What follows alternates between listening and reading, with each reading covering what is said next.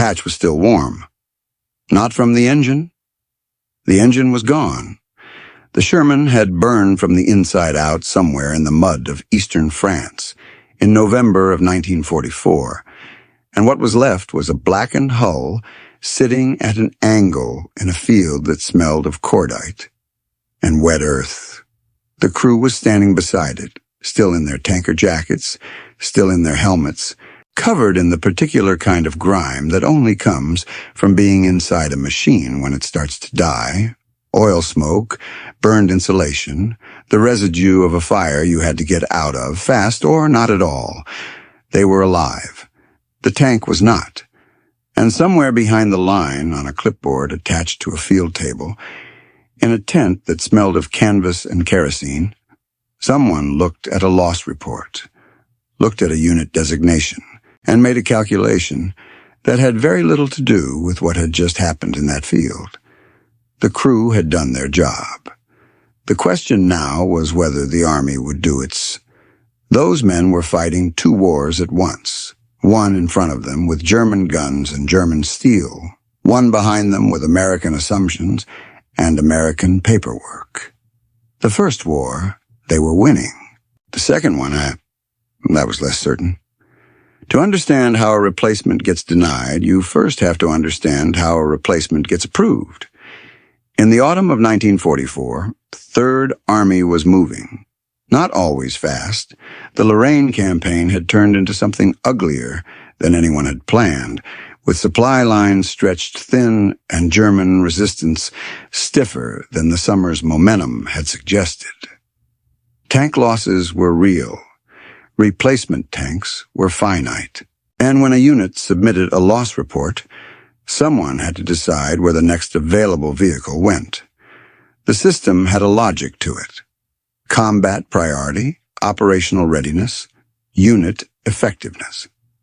What the system also had, quietly, without anyone writing it down in a policy memo, was a tendency to read those categories differently, depending on who was submitting the report. The 761st Tank Battalion had been attached to Patton's Third Army since early November. They were black soldiers in a segregated army, trained longer than most units before anyone would let them fight, held back from the line while the question of whether they belonged there was debated by men who had never seen them work. By the time they entered combat near Morville-le-Vic on November the 7th, 1944, they had been waiting for this moment for 2 years. The assumption, in certain corners of the supply structure, was simple and unspoken. These men were symbolic, political, present to satisfy a requirement, not to anchor a line. That assumption was about to have a very bad month. So when the loss report came back, crew alive, tank destroyed in contact with the enemy, the question at the allocation level was not what it should have been. It should have been, when can we get them back in the fight? What it became, in the particular logic of institutional inertia, was something closer to, why give the next tank to a crew that already lost one? Pause on that sentence. A crew that lost a tank in combat, meaning a crew that was in combat, meaning a crew that closed with the enemy close enough to be hit, was being evaluated as a liability rather than an asset. The burned hatch was not being read as proof of combat. It was being read as a question mark. And that distinction between proof and question mark is where the whole picture turns. Here is what the record shows about what those men were actually doing. The 761st entered the line on November 7th. They did not rotate out. They did not pull back for rest and refit in the way that might have been expected for a unit on its first days of combat. They stayed in contact, town after town across the Lorraine, Morville-le-Vic, Vic-sur-Seille, Gebling, Bougeltroff, Borgeltroff, supporting infantry, taking fire, moving. A tank crew in that environment is not sitting inside armor at a safe distance. They are coordinating with infantry on foot, identifying targets through a narrow periscope in smoke and rain, making decisions in seconds about terrain and threat that require the kind of judgment that only comes from being present in the actual fight. They are also, regularly, the thing the German anti-tank gun is aiming at. The Sherman was not the most heavily armored tank on the Western Front. Everyone knew this. The crews knew it better than anyone. What made the Sherman work was not its armor. It was the crew, their ability to read the ground, keep moving, and fight through situations where a lesser unit would have stopped. When a Sherman burned, it usually meant the crew had been somewhere they had to be. The loss report was not a record of failure. It was a record of contact. By the end of November 1944, the 761st Tank Battalion had been in near-continuous combat for most of the month. The unit's operational record shows towns taken, positions held, infantry supported under fire. They had taken casualties, men wounded, men killed, vehicles destroyed. The battalion was not rotating fresh crews in from a comfortable rear area. These were men who had been in the fight from the first day and stayed in it. Think about what that number means when you set it against the question of whether they had earned a replacement. This is the part I keep coming back to, the bitter part. The crew standing next to that burned hatch had a more complete combat record in November of 1944 than many units that never had their replacement requests questioned. The paperwork that was supposed to protect them, the loss report, the combat record, the operational log existed. It was real. It was specific. It said exactly what they had done, and someone was choosing to look past it. If you're drawn to the history that sits behind the headlines, the institutional machinery that decided who got resources and who had to fight to get them, this is exactly that kind of story.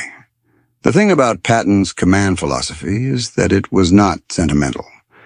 Patton did not run Third Army on the basis of who he liked.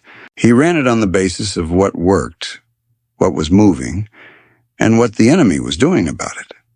His document speech to the 761st on November 2nd, before they entered combat, did not contain poetry. It contained a single operational standard. Go up there and kill the enemy. That was the standard. It applied to everyone under his command. When a unit's combat record contradicted a supply decision, the contradiction was not invisible to command. The reports existed.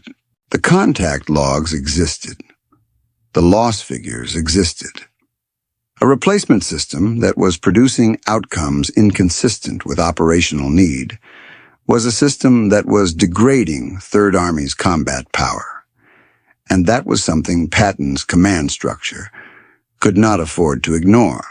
The crew's loss report was not just a piece of paper about one burned Sherman. It was part of a larger pattern of documentation that showed a unit in continuous contact, producing results, taking losses at the rate of a force that was genuinely fighting. The record made the denial untenable.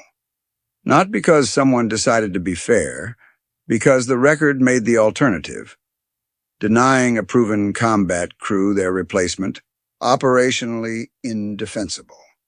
The crew got back in the fight. The specific mechanics of how that happened in any individual case are not fully reconstructed in the documentary record. The 761st history is a pattern of persistence, not a series of perfectly documented individual moments. But the broader truth is clear.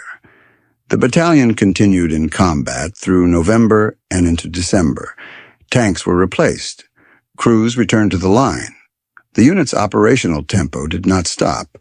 The paper that tried to make their loss into a question about their worth could not hold against what they had already done. By the end of the war, the 761st Tank Battalion had fought for 183 days in 6 countries. They had supported 4 different corps and had been attached to 15 different divisions. The Presidential Unit Citation that should have recognized this record was delayed for 33 years. It arrived in 1978. The men who stood beside that burned Sherman in the mud of eastern France in November of 1944 did not get a clean story. They got the real one, which is harder and colder and more true. The hatch was proof. The record was proof. The only thing that needed to change was whether someone with authority was willing to read it. In that moment, in that case, the answer was yes. The system that surrounded that moment was not fixed. The army that came home was still segregated. The medal that those men had earned would wait decades to arrive. None of that is a fairy tale ending. But the crew went back to the line, and the paper could not hold what they had already done. What's your verdict? Was this a failure of paperwork, or a failure of the people deciding which paperwork mattered? I'd be interested in what you think in the comments.